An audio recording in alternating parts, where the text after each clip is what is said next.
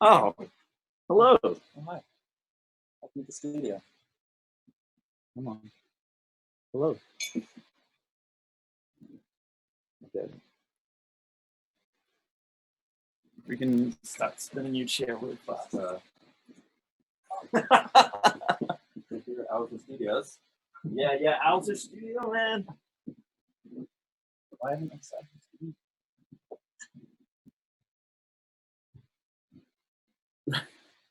Oh no, wait, we're good. So are we on it? I think. Yeah, spin it on your chair, man. Spin on your chair, bro. Welcome, everyone. Well, probably we've just started. There's no one here yet. Okay. So welcome to like the 1 or 2 people that are here. Well, Quix, I have some questions for you. Yeah.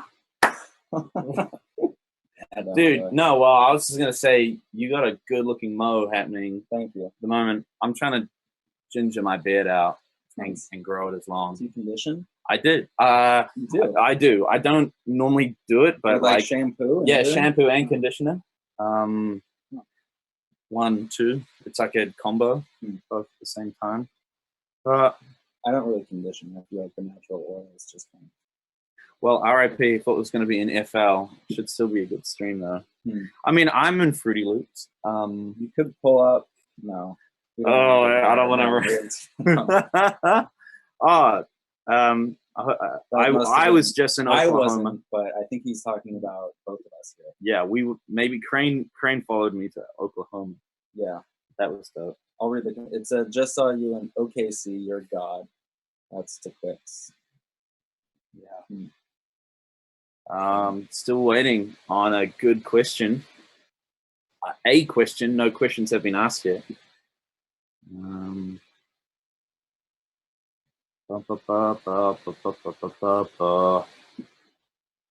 Nothing on there. Yeah. Really quiet in here, man. Okay. Well, how's LA? I like LA. LA is home base for me while I'm touring. It's fun. Where are you from? Northern California. Nice. Yeah. Near San Francisco. Near San Fran. I played a show there at DNA Lounge, and I was there. You came out for that.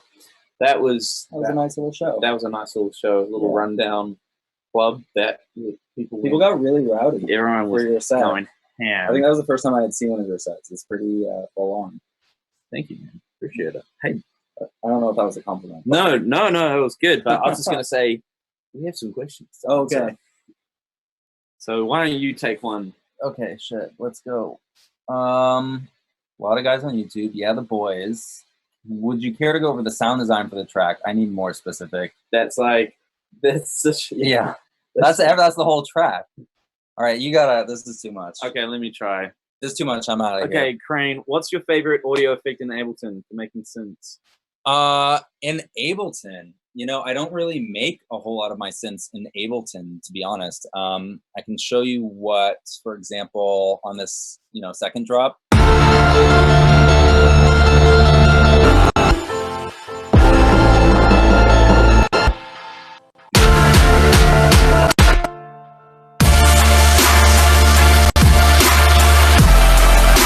So everything in that drop is actually nothing's Ableton. There's some samples, but I mostly use this plugin called Diva.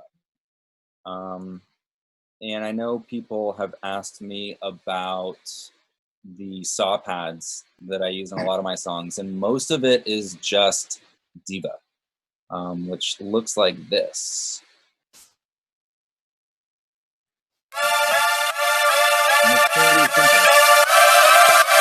It looks like it's a saw and some square waves. On the second drop, someone's asked how many layers are in the second drop. Okay, well, I'll run through them real quick. So there's that sound. You can pull out a little bit of the chords. There's this. I'm finding this out for the first time as well. Yeah, there's this saw pad. So that's a Diva kind of like instrument. the most noticeable. That's the most noticeable one for sure. There's just some stabs, which was just a sample that I had.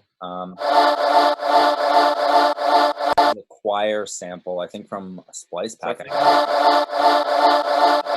Yeah, and then the bass is really important. A lot of people, you know, comment on it's always for me a combination of like a saw pad and then a bass that has a really kind of distorted top. And you split the EQs. Yeah. I've got one even on top of that.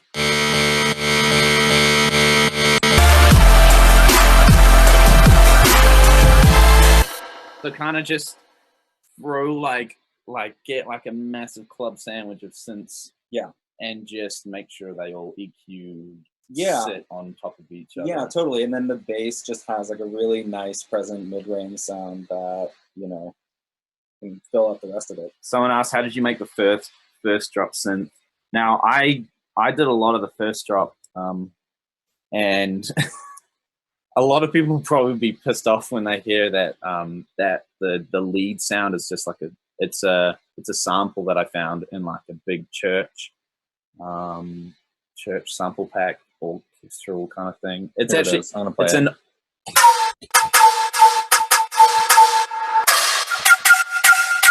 It's an overblown flute.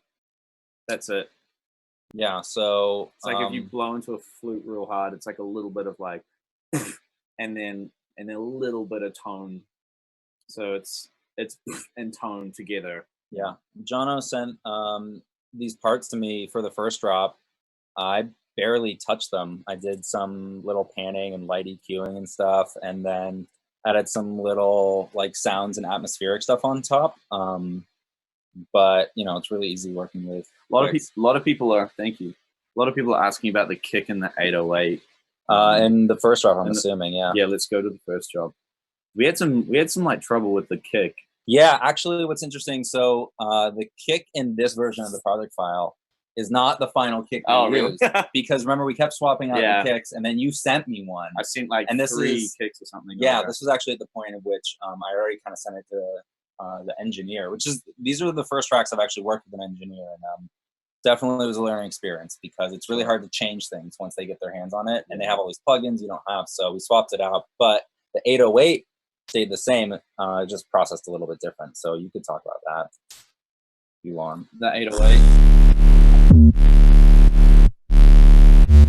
I think that's just like a Kelly 808. Yeah. I mean, your stuff's pretty. I think what makes your kick and bass so loud is that you just get everything else out of the way. So by the time you're like limiting it, you know, there's not a whole lot of stuff going on in the bass region. So it's just like your kick, your 808, the side chaining is really strong, and then there's nothing competing with it. I'm on Fruity Loops, and I have like a system that I do with all my 808s. So I drop it on the master on the mixer channel. I drop the fader by like 4 or 5 dB, and I put on the 808 like just your fruity compressor, the blood overdrive, and I just bring up like an EQ parametric, and I just make sure it looks good. Like I don't know how to explain that further, but that's kind of my little process of making sure my kick and 808s. And like there's got to be a little of an attack on the 808. If you have like a really strong hitting sub that hits hard and it doesn't have any slight attack on it, it's gonna clutter up with the low end of your kick. So your low end of your kick has got to hit first, and your sub has got to like kind of pop underneath that and come out. And then, you know, okay, so someone asked about the 808 on the second half of the drop where it gets really distorted. So I actually took your 808. So I took this first 808 track. Yeah. You know, and I just EQ, pull out some of the harmonics there. I duplicated it, and then I used delay, like a really tight stereo delay just to widen it. Ooh. Saturation, actually there's like 3 different kinds of saturation on it, and then some EQing on it, and then some more stereo widening with Ozone 6, so that for the second half, suddenly you get that really wide, high-pitched.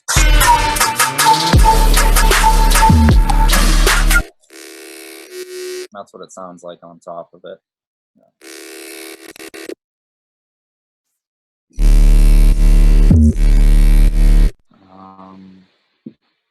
Was Serum used in this?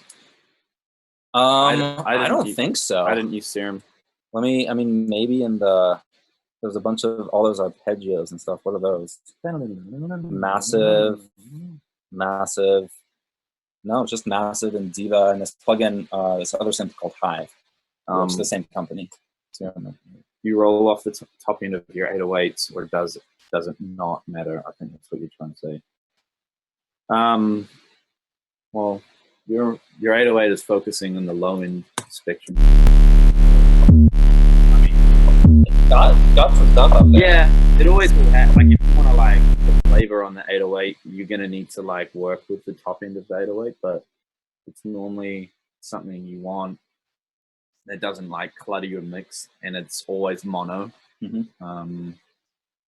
Yeah. On the intro, how did you make that bass? How did you make that bass on the intro? Let's check it out. I don't know. Like, what bass is in the intro? I think it's this one, which is Diva. Okay. Everybody get Diva. It sounds like it's a really good. You know, honestly, when I started producing, it was the first VST I bought, and it's all I used for like a year. Oh, wow. Because I just didn't know anything about synths, and I get really overwhelmed with choices and stuff, so I just stuck with it. So this first bass, it's a pretty simple sounding bass. It's just got a lot of chorus on it. That's what it sounds like, and then you add a bunch of chorus to it.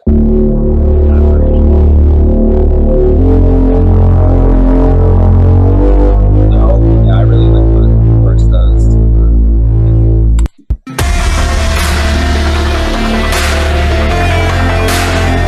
It's possible to move the Upsound banner because you can't see the effects.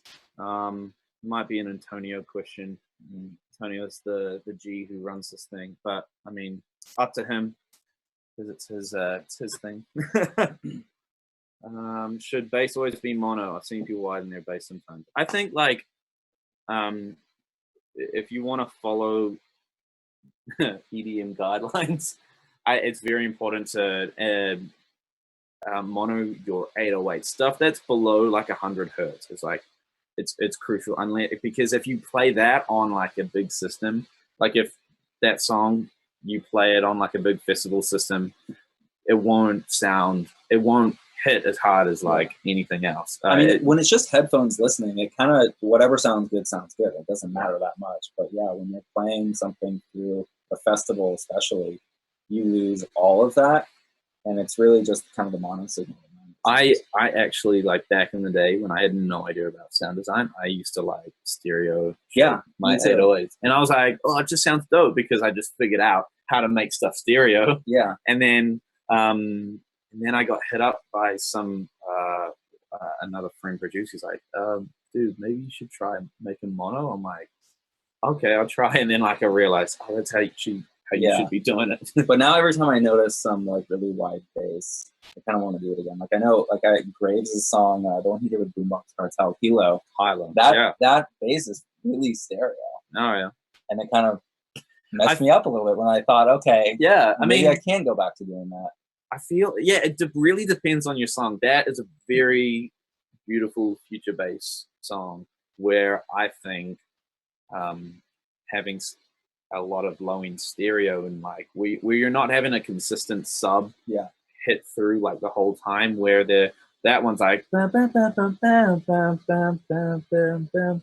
kind of it's like that kind of rhythm where it doesn't really need like a straight bass going like all the way through, like I don't know, down the middle. You can actually who knows. Well, that's like that. Yeah. Someone's asking, how do you make your tom fills? But I mean, I find samples. Yeah, I was gonna say the same. Yeah, they're pretty simple.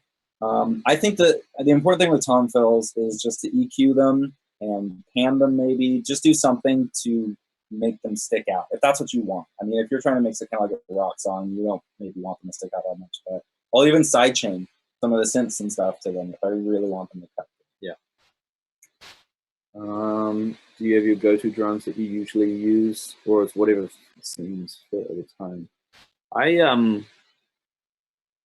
like have my favorites, but it's sometimes when I have an idea in my head and I need to get it down, like in the playlist or whatever, I'm like, oh, just anything, like throw it in, just because I need to like keep progressing this idea. I work probably too fast for myself, where I need to like feel like I need to get something going or an idea, and I'll just throw anything. And then maybe later when I'm like, you know, trying to touch it up, I'll probably maybe take, you know, that crappy tom out and replace it with like a good sound. Yeah, exactly. Like you don't want to be sitting there trying to pick a snare sample and miss the opportunity, like to write, to put something down. You just drop something in that you know works, that's worked in the past, and then later on you come back and maybe you want to make the snare different or special or whatever.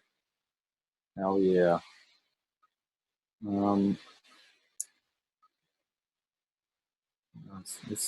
I want to see if we can find one down here that we haven't. I haven't ever used SimPlant before. I heard it's cool. What's or not showed me, not showed me personally, but did like a tutorial on it, and it looks cool. But I don't really want to try and get into it. I don't know. Maybe for a rainy day. Let's go back up to the top. You guys make a bunch of beats every week and pick the ones you like, or spend a long time on each beat and finalize all of them. I mean, yeah, I guess it's work on a bunch of stuff. It's kind of both. I mean, like, I don't like working on one song for too long, like days. So I have to take breaks. So there's always multiple tracks, I think, in the works. But when you're trying to finish a song, like the last 10% takes as long sometimes as the first 90% of a song. So eventually 100%. You do have to just focus on one thing at a time. Yeah, I think for me, I can't spend too long on a track, but I will push to make a track work. And like the other day, I posted up on Twitter, I had probably like one of the worst days of producing, and I felt like so bad about myself. I'm like, I'm nothing. I'm like, you know, I can't do anything. And then like the next day, I just came in with like fresh perspective, and I was like, look, I'm gonna just, you know, I'm not gonna try and make the next core, something like that. I was like, I'm just gonna just make music. And I actually turned out to be like, I made one of the you know, best tracks I've made in a while. So I was pumped. So, yeah. What's your typical songwriting process like that? I get this question a lot. People want to know about like the workflow. Where do you start, or what's it for you? So it normally starts with obviously like a drum pattern, but that always changes. Like it's the snares always stay the same, but the kicks are always different, and then an 808, and then I don't know. Like the drop is for me is like the main part of the song, where it's obviously the most energy of the song. So I really just try and figure out the drop first, and if like I'm struggling to find the right sound for the drop, I'll start making the build up to the song, because I feel like I can also get inspired by, like, if I hear like if I make like a really good build, it can cause me to have like little strips of like ideas of like what the drop would sound like, or so yeah, it's always always starting with the drop, and yeah, then I'd like get a pattern up, and I'd just go on like one note, and then go through like Massive or Serum and just like see if something like sticks, and I go, oh, that sounds cool. What if I change that? If I put it lower octave, or what if I put like a weird reverb or something like that. Let's.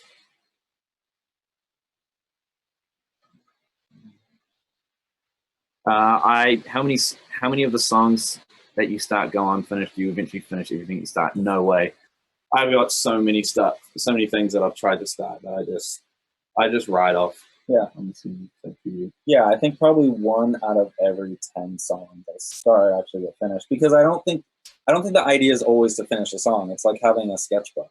It just keeps ideas flowing. Yeah. And if it, you know, for me, it takes like 10 ideas to then pick out one that I really like, or you come back to old ideas and pair them. But I think it's like, I love just opening Ableton, spending an hour or two working on a beat, and then just putting it away. And if something special happens, like cool. If not, then I just kind of move on to the next idea. 100%. Fun fact, I started making this song when I was in China. So if you're Chinese out there, that's where I made it. In your country. We're just trying to figure out all these comments and trying to get through a lot of them. Did Stranger Things really inspire the art? Okay, it was like two things. It was Stranger Things. You got it, man. Well done. But the other one was Final Fantasy VII. Okay, I've heard of Final Fantasy. It was I think I was just like listening to the Final Fantasy VII soundtrack, and there was an arpeggio in it that I was inspired by. That's good. I don't remember the name of the track though, but game names out there can find it.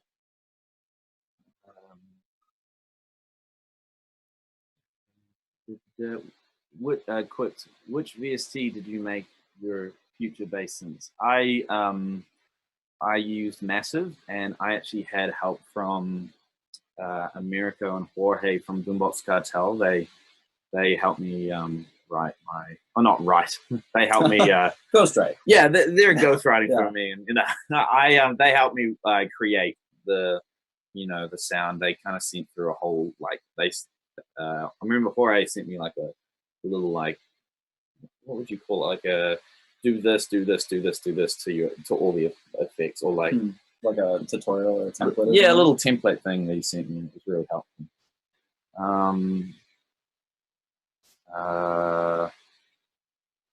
Did we reference any songs for this track?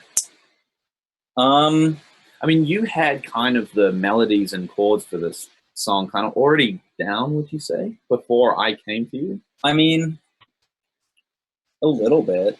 I think there was a lot of inspirations. I think there was like some Boombox Cartel influence here. I think 100%. There was like things like Stranger Things and Final Fantasy VII for me. And then I think the second drop, I just kind of wanted to make something that was a little more rock, I guess, in terms of the beat.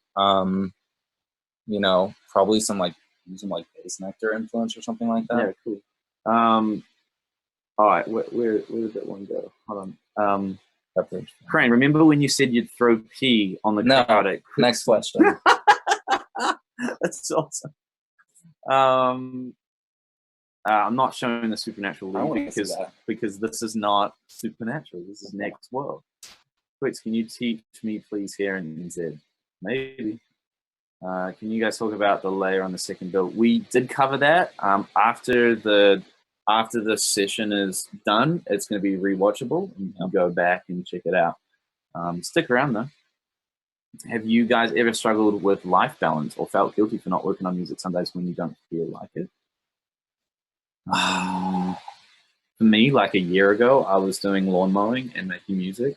So that was really tough when I wanted to start like growing, and I couldn't because I just didn't have time to make music. Now that I'm just doing music 100% of the time, it's nice, but I still have to balance my life with my wife and making time for her, and then like calling my family, and and then also like recovering from like being on tour. And yeah, it's hard when you're self-employed.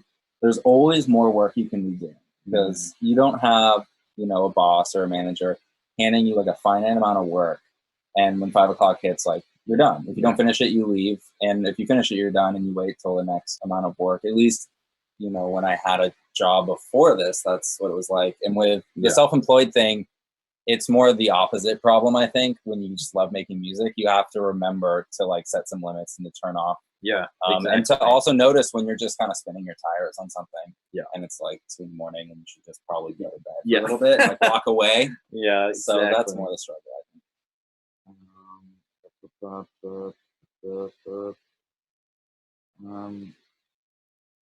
Okay. This is a good question. My main issue is drop sounds. How do you know if a drop sound is worthy?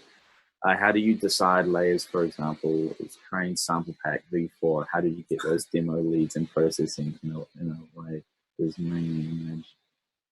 I can't read right now, but I'm not sure how to answer that. How do you get drop sounds? I mean, before we mentioned that the first drop in Next World, the lead is just like a sample of an overblown flute.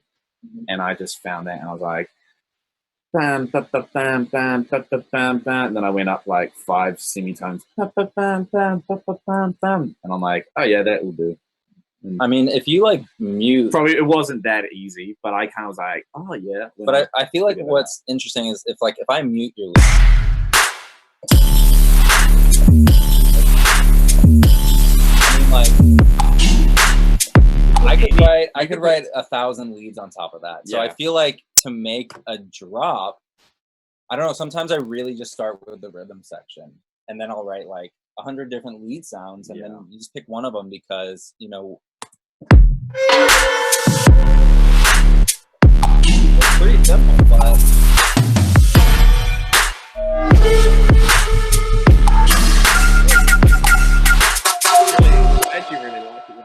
the lead. I want to take that and like just make a new song. Make a new song. I actually do that a lot. I'll open up old project files and be like, I want to make a song that kind of grooves like this one.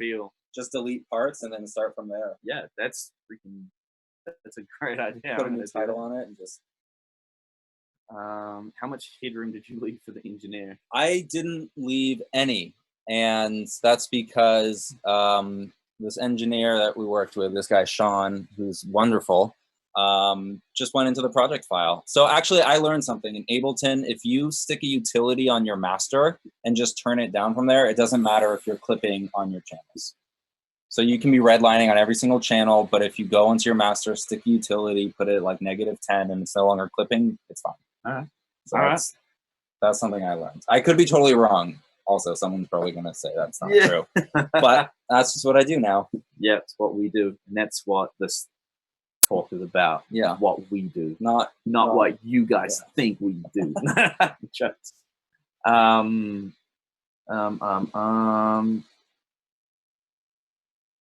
just trying to...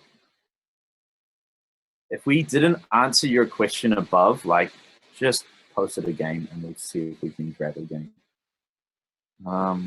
This guy wants to go through the entire drop drums group. I think that'd be interesting to see your drums. I'm assuming they mean the first one. So on drop 1, what do we have here? Open up every channel. We've got some chants. Clap. Another. By the way, I'm pretty sure that clap was a Ricky Remedy clap. Go get his pack. Changed my life. Changed my life. Look, I added some stuff down here. Oh, that's your like stomp bit. Oh yeah, okay. Try do that. Add a stomp, like a you know, you'd find in a bloody cymatics pack, like effects, like impacts. Get one of those and just sidechain the hell out of it to your kick. Maybe take a little bit of low end out of it, like we got another track. Yeah, we just started another. We'll go back in the stream. Yeah, we'll find that. We'll find that.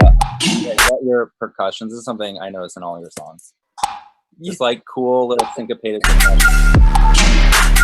I remember I had that sound going like every like bar, and I was like, "It sounds kind of okay," but. And then I found that place, and I'm like, "Oh, this works like perfect just there."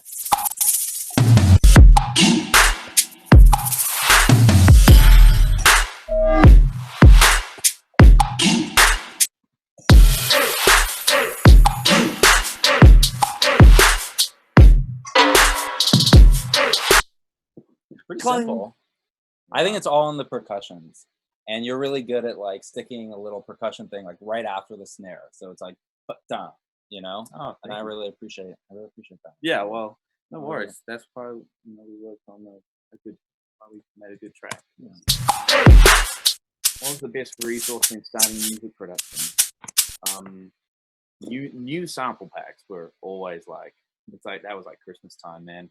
I got a new sample pack, or I found one online that I could get for free, or you know, it was, you know, new sounds, and it was like, oh, I can make a whole new song. You know, we can find advice on writing really unique drum patterns to find the sounds menu, and then write on have know what that means. Oh, he means placeholders. I don't think our drum patterns are very unique. I think our drum sounds are unique, and then once in a while there'll be something that you didn't quite expect. Yeah. But overall, I mean, it's not like I could play this on the drums and it would kind of just sound like kick on 1, kick on 4, and kick on then 2.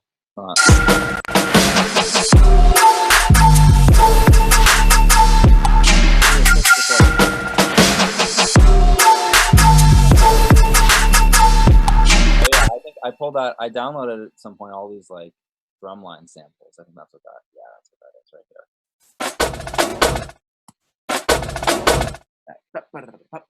That's pretty cool.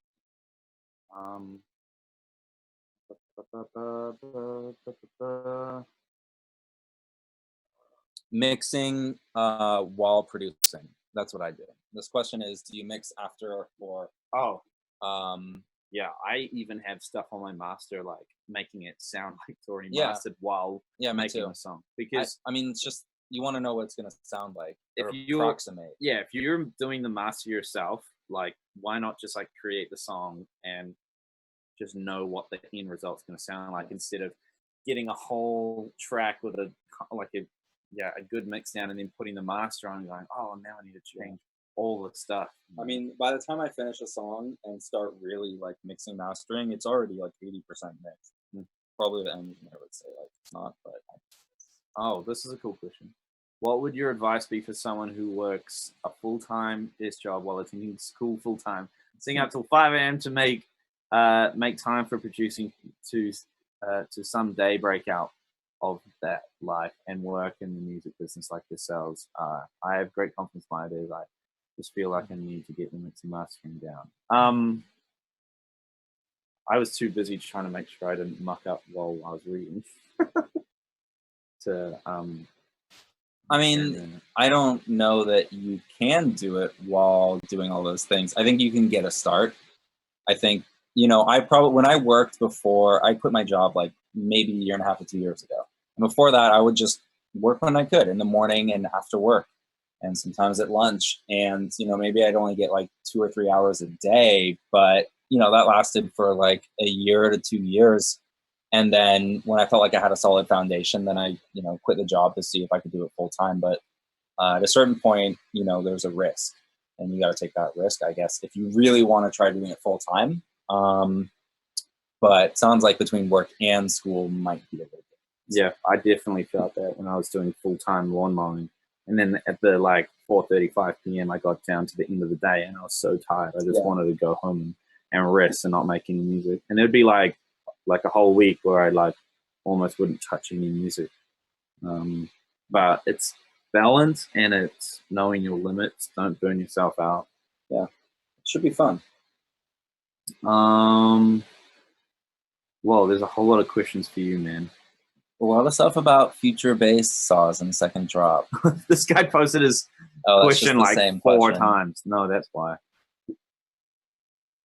Rewind to the beginning of the stream at the end of it, and I go through what the second drop consists of. Yeah. What inspired you to create your signature wonky tonky sound? Wonky tonky is a good way to. Yeah. I don't know, dude.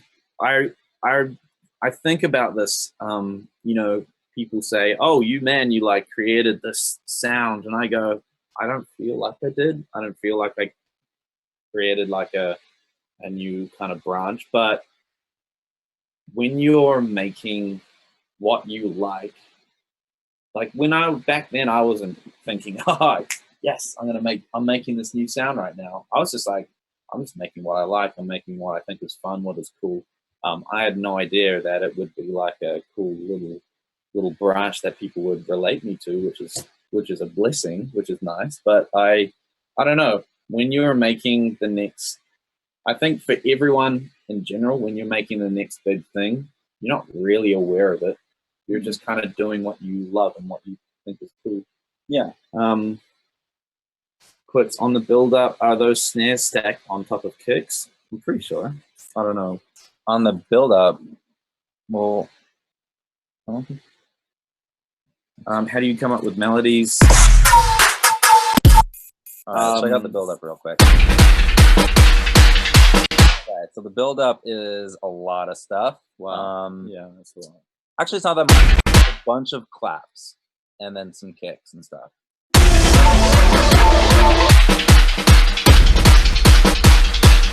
You've got like a shaker sound. You've got just claps going like that and a little acoustic snare. And then, you know, once in a while, these cashmere orchestra hits. And then, you know, for this build up, I'm just automating this EQ so that basically like a filter, it just closes up and washes out a little bit with reverb.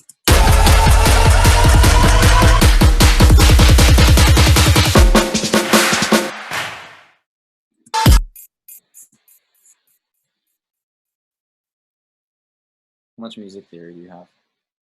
Yeah, none. I learned piano when I was, I think, like 7 years old, and I had an actual teacher come in and teach me, and I learned how to read music. And then after a couple years of doing that and me wanting to actually start playing drums, I was like, no, it's stuff piano. I don't want it anymore. And then I came to play drums, and I lost all the theory. Now I feel like if I was taught again to learn piano, I think I'd pick it up really quick. But yeah, no theory in my head. Yeah, I have the most basic music theory. I mean, I used to have more growing up playing guitar and stuff, but I've lost so much of it, and I'm always, you know, bugging people like Alexander Lewis, asking him like chord voicing questions and stuff like that. Oh, I thought you were gonna say like asking him for trombone samples. That too. Oh yeah. But yeah, I mean, luckily I don't need that much music theory because we're mostly making pop music, so it's pretty simple. Yeah, I'm not trying to like introduce new chord changes we've never heard before in pop music. But I don't know. I guess you still have an ear for it, though. You know, yeah, I can hear when the chord progression is, you know, a little bit different. I think like probably what the people I want to maybe figure out is like when we play, you know, in the second drop, how there's lots of voicings on different sounds. It's not us really going, we know, you know, exactly what it's a it's a G minor with a 7/9 with a bloody this on that. It's literally us just putting the notes up, going, playing it. Yeah, you want to play just it? Like going by.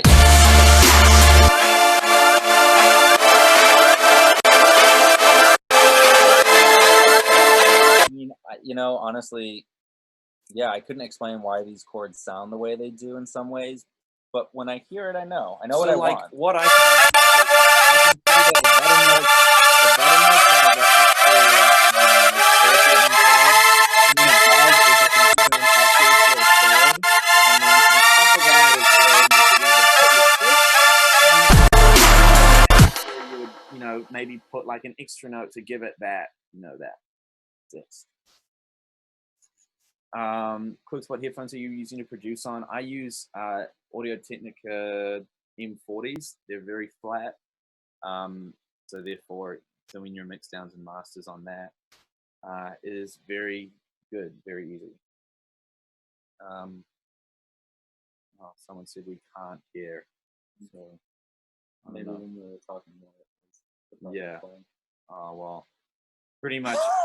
I'll just run through it really quickly, but as you can see on the screen, there's obviously the bottom. It goes D, D3, F3, G sharp, and then A3, and A3, 3. Oh, A sharp 3. Sorry, that's obviously your bottom notes and your bass notes, and the you know, that's what you would call the chord that's been playing. And you'd have your octave, then you'd have like a third and a fifth on top of that.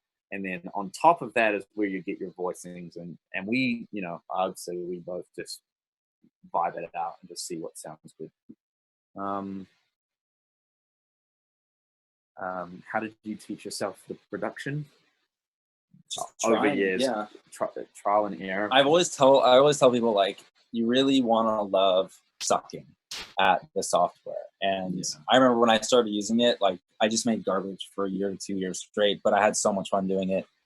And, you know, I would pull in people's like Carmax tracks into Ableton and then try to like copy his drums and get it to sound like it. I learned a lot just by trying to recreate certain sounds or patterns that I found in songs that I liked. And I think people should do that more. I mean, you know, it's there, you don't have to totally reinvent things. Totally. Someone said, Quix, how do you make a single lead and minimal trap interesting? Try adding white noise into your lead, like a lot of it.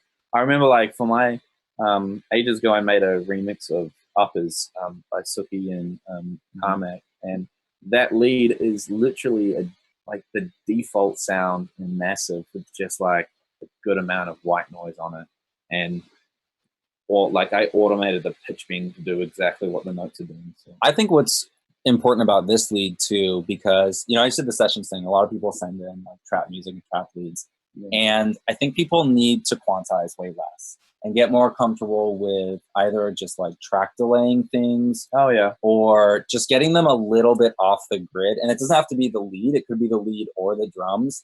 But, you know, I think if we took this whole lead and it was quantized, because you can see like everything's late. Yeah, everything's late. Everything's a little bit late. And some things are later than other things, and it gives it this nice laid back swaggy feel.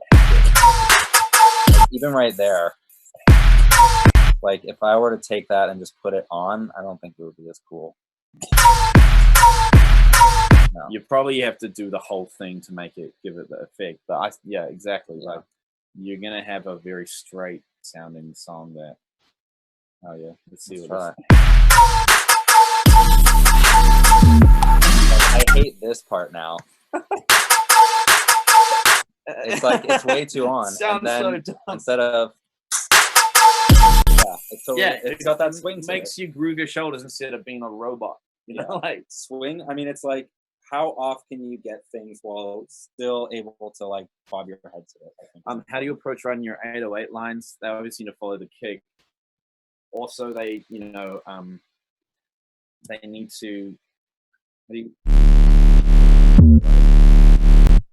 either have the drum line where you go bunt, cat, boom, boom, clunt, or you can have bunt, cat, bunt, boom, clunt, and it's depending on those two different types. Like the first one that I did, the boom, boom, boom, that's more of a swaggy feel, I'd say, and then the other one is more straight. So I reckon if you start off with either going between those two, and it's all to do with like your lead sound.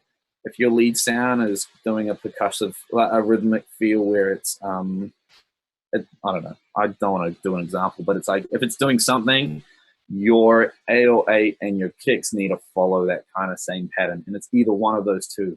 And then I think it's deleting.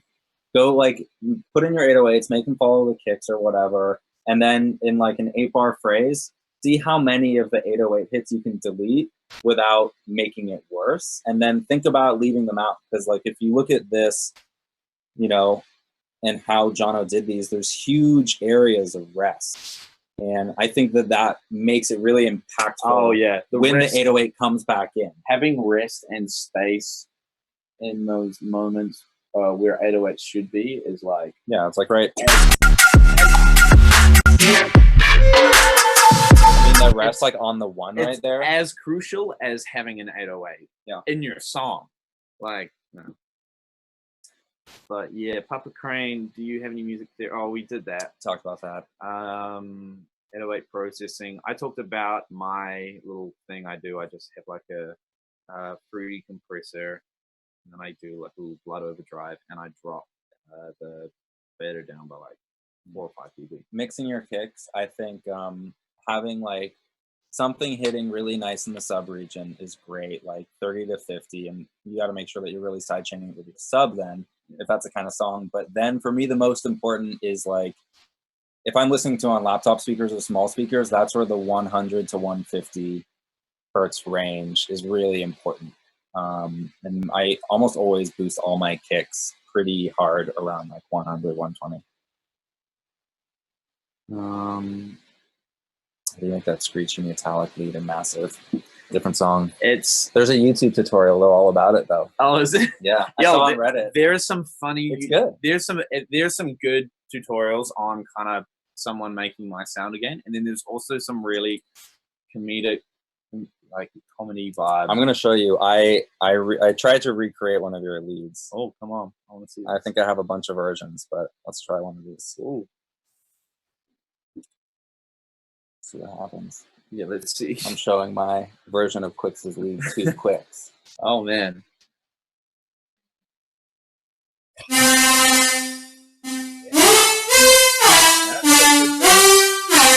That's got a good verb on it. Not bad, right? Yeah, not bad at all. Yeah. Man. See, like, I don't even, for me, I don't even see how like that I sound like that, but apparently, whatever. Yeah. All right, but yeah, but I feel like I would make a sound in Serum or Massive and get that going, but it's all about, for me, it's all about like the post-production on it. Because you could make some real simple, you can make a really simple sound and then post-production, yeah, that's cool. That's all right. And then like smash it with yo, that's actually sick. I think that one's from your sample pack. Oh yeah, these are sample pack. That's why you like it. This one's from, I think, 7. Anyway, that's still cool though. Yeah, post-production. That's how I get my sounds to be big. A lot of I could take all of the processing off my sounds, and then go back to Serum or Massive where I've made it, and it will sound weak and be like, oh, gross. people ask about like my drum samples and stuff, and I think it's totally. The sample itself starts really simple, and then it's all about the right reverbs and EQs and compressors and amps and stuff like that. Yeah, exactly. How old were you when you started producing?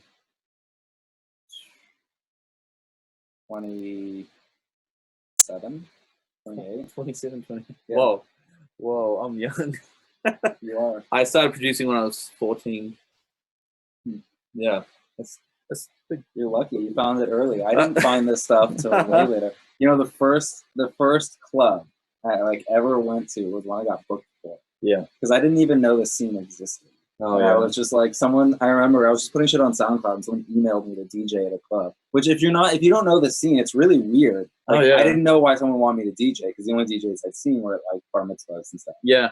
So That's I just so kind of did good. it as a joke. And then I was like, yeah, $300, sure. Yeah. And then it's just, you know, I had to learn about this whole thing. Yeah, Really. that's so good. Yeah, it's funny. How long does it generally take you guys to finish a song, and at what point do you generally decide to stop working on a song? If I get really mad, I'm just I feel like I've tried too hard. I feel like when I'm making songs, there's like different lanes I go down. I go, all right, let's try this sound with a flanger. Let's try this percussive sound with weird verb on it. Let's try, you know, and I go down, and if I can't get it by like going down like 4 lanes of like, you know, my production flow, I just whatever. And like there's stuff that helps me write. Like I love writing with vocals. I love like just downloading a random a cappella and writing along to that, creating chords. And then by the end of the song, if it works out, just take the a cappella out and you got an original or something like that. So yeah, that's a cool way to start writing. What else? FX, that sounds like an airy flute. After the first drop, it's the same as Know About You. I think it's that. I think after I heard your lead, it's just a reverbed out flute. So someone's asking about some of the effects that are going on.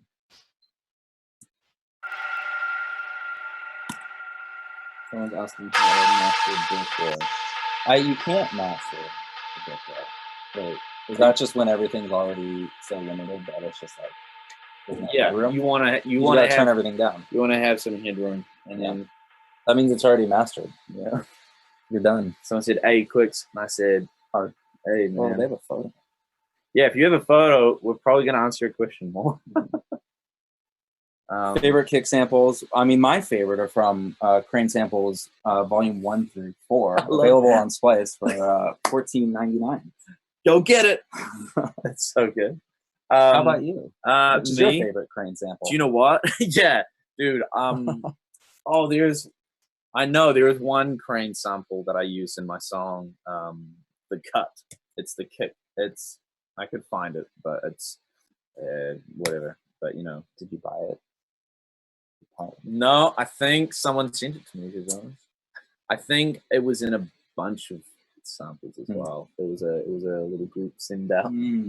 So Okay, classic, man. You know, I don't rip that stuff, man. It's all right. You can buy me a coffee. I'll buy you the equivalent of your sample pack and coffee. Sounds great. Yeah, there you go. How do you boost frequencies that have not have them and not have them resonate? This is actually the next thing I want to learn more about, because right now I just use Ableton EQ, and I use that to boost frequencies. And I've just heard people say that there's better EQs out there than Ableton. So, but for now, for everything I've ever done, I just boost them. For me, I have like massive serum and an orchestral sample pack, and that's it.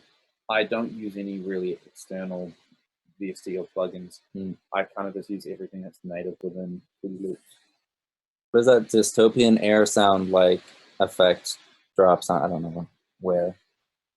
If you have a question about like a specific part of the song, describe where that part is. And why didn't you put vocals in this track? I think we were trying.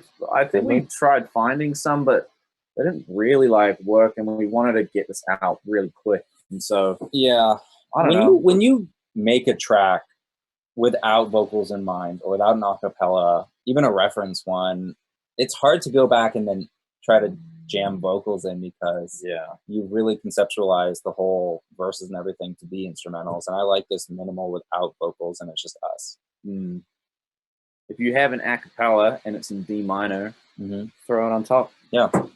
We'll re-release it with. I actually played along with my song Skin to Skin. That's also in D minor, and it worked a treat. It's 7 p.m. here in LA, and I think we've been going for like just almost about an hour. So I think we're about to wrap this up. Like, no, yeah. You have any new songs coming out? Oh well, you've got a bloody album coming out. Yeah, that'll be out in a few somethings. That'll be out soon. Yeah, sick. And there's a lot of our friends on it, so I'm excited about it. There is a lot of people. What about you? What do you have coming out? I'm just gonna sing it. That's